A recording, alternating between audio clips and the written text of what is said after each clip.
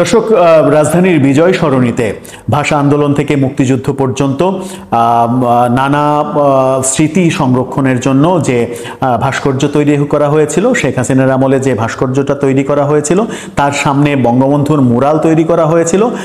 গত 5 আগস্ট শেখ হাসিনা সরকার পতনের দিনই আমরা বঙ্গবন্ধুর মুরালটাকে যাচ্ছে তাই অসম্মানের মধ্যে ভাঙতে দেখেছি। সেটা 5 আগস্টে হয়তো শেখ হাসিনা সরকারের উপরে রাগটা উগরে দিয়েছিল জনতা, সেটা একটা প্রসঙ্গ, একটা প্রাসঙ্গিক ব্যাপার থাকতেও পারে, হয়তো যদিও নাই তারপরেও থাকতে পারে।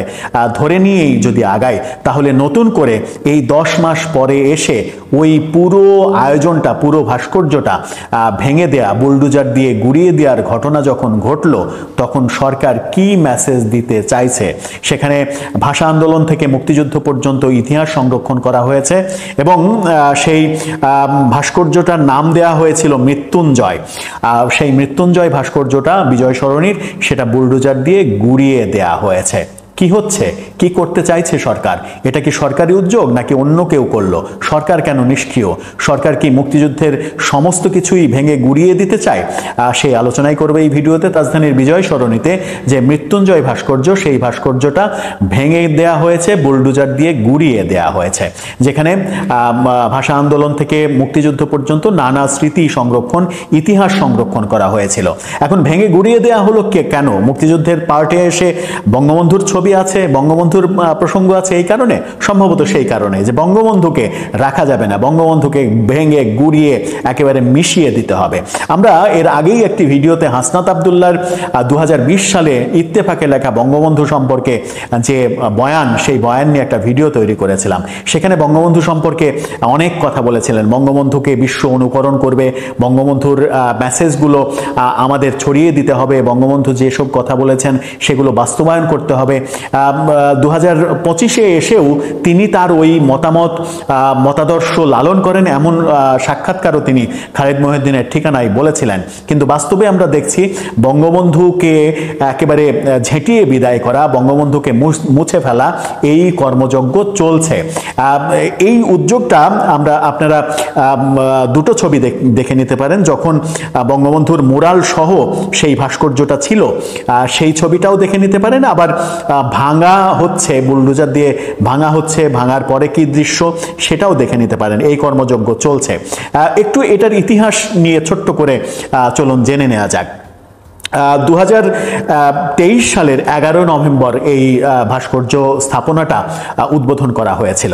তৎকালীন প্রধানমন্ত্রী ছিলেন শেখ হাসিনা, তিনি এটা নির্মাণ করেছিলেন এবং উদ্বোধন করেছিলেন। নগরীর বিজয় সরণিতে উদ্বোধনী অনুষ্ঠানে শেখ হাসিনা সেদিন বলেছিলেন, জাতির পিতার এই ভাস্কর্য নিছক একটি ভাস্কর্য নয়, এটি একটি ইতিহাস, এটি আমাদের দেশকে জানার ইতিহাস। অর্থাৎ সেই ভাস্কর্যটা যেটা তৈরি করা হয়েছিল, ওইটার সামনে জাতির পিতার যে মুরালটা ছিল সেটাকে কেন্দ্র করে তিনি এই কথা বলেছিলেন। এই মৃত্যুঞ্জয় প্রাঙ্গণে জাতির পিতা বঙ্গবন্ধু শেখ মুজিবুর রহমানের মৃত্যুঞ্জয় নামে একটি ভাস্কর্য স্থাপন করা হয়েছে, যা 2021 এবং 22 সালের বিজয় দিবসের প্যারেডে প্রদর্শিত হয়েছিল। এই চত্বরের কেন্দ্রস্থলে বঙ্গবন্ধুর ভাস্কর্য স্থাপন করা হয়েছে, যেখানে দেয়ালে মুরালেও স্থান পেয়েছে। বাংলাদেশ সেনাবাহিনী নির্মিত এই চত্বরের 7টি দেয়ালে, এটা বাংলাদেশ সেনাবাহিনী তৈরি করেছিল, এটা খুবই একটা গুরুত্বপূর্ণ তথ্য। 7টি দেয়ালে ভাষা আন্দোলন থেকে শুরু করে অন্যান্য আন্দোলন ও বাঙালির মুক্তিযুদ্ধ এবং স্বাধীনতা সংগ্রামে জাতির পিতার নেতৃত্ব ও অবদান চিত্রিত হয়েছে। অর্থাৎ ভাষা আন্দোলন থেকে মুক্তিযুদ্ধ পর্যন্ত সব আন্দোলনের বিষয়বস্তুগুলো এখানে তুলে আনা হয়েছে। সেখানে 71-এ বঙ্গবন্ধুর যে নেতৃত্ব সেটাও উঠে এসেছে। খুব স্বাভাবিকভাবে 71-এর ইতিহাস আনলে তো বঙ্গবন্ধুর ইতিহাস আসবেই। বঙ্গবন্ধু 71-এর মুক্তিযুদ্ধের নেতৃত্ব দিয়েছিলেন। প্রথম স্বাধীন বাংলার প্রথম তিনি তাকে রাষ্ট্রপতি বানানো হয়েছিল। মুজিবনগর সরকারে তাকে রাষ্ট্রপতি করেই মুজিবনগর সরকার গঠন করা হয়েছিল। এটা তো ইতিহাস, ইতিহাসকে তো আপনি মুছে ফেলতে পারেন না। সেই 7টি দেয়াল, যে 7টি দেয়ালে এই ইতিহাসগুলো তৈরি করা হয়েছিল, সেই 7টি দেয়াল কিন্তু ছিল। সামনের বঙ্গবন্ধুর যে মোরালটা, সেটা 5 আগস্ট ভেঙে ফেলা হয়েছিল, যেটা আমি প্রথমেই বলেছি যে 5 আগস্টে শেখ হাসিনা সরকারের উপরে জনতা এত বেশি ক্ষেপেছিল যে ক্ষেপে থাকার এক ধরনের প্রতিশোধ তারা নিয়েছে, বঙ্গবন্ধুর মোরালটা ভেঙে ফেলেছে। বঙ্গবন্ধুর মোরালটা ভাঙা আছে ঠিক আছে, কিন্তু যেখানে যে 7টি দেয়ালে ভাষা আন্দোলন থেকে 71-এর সমস্ত ইতিহাসের বয়ান রয়েছে, ইতিহাস ক্যালিগ্রাফির মাধ্যমে ইতিহাস তুলে ধরা হয়েছে, সেই ইতিহাসকে বুলডোজার দিয়ে উপড়ে ফেলার পেছনের কারণ কি? বঙ্গবন্ধুকে মুছে ফেলা, এই তো বঙ্গবন্ধুকে মুছে ফেলতে হলে তো ইতিহাস মুছে ফেলতে হবে। শেখ হাসিনার কৃতকর্মের দায় যদি আপনি বঙ্গবন্ধুর উপরে চাপানোর চেষ্টা করেন, শেখ হাসিনাকে ফ্যাসিস্ট বলেন, শেখ হাসিনাকে দুর্নীতিবাজ বলেন, শেখ হাসিনাকে অন্যায়কারী লুটেরাকারী বলেন, তার সমস্ত অন্যায়ের যদি প্রমাণ হয়, তাকে আদালতে বিচার করেন, এটাতে জনগণ কিন্তু কিছু বলবে না, বিশ্বও কিছু বলবে না। কিন্তু যখন আপনি ইতিহাসের মহানায়ককে মুছে ফেলার চেষ্টা করবেন ইতিহাস থেকে, তখন এটা ইতিহাসের দায় হিসেবেই থাকবে এবং এই ইতিহাসের দায়ের জবাব কোনো না কোনো একদিন দিতেই হবে। কারণ ইতিহাস কাউকে কোনোদিন ক্ষমা করেনি।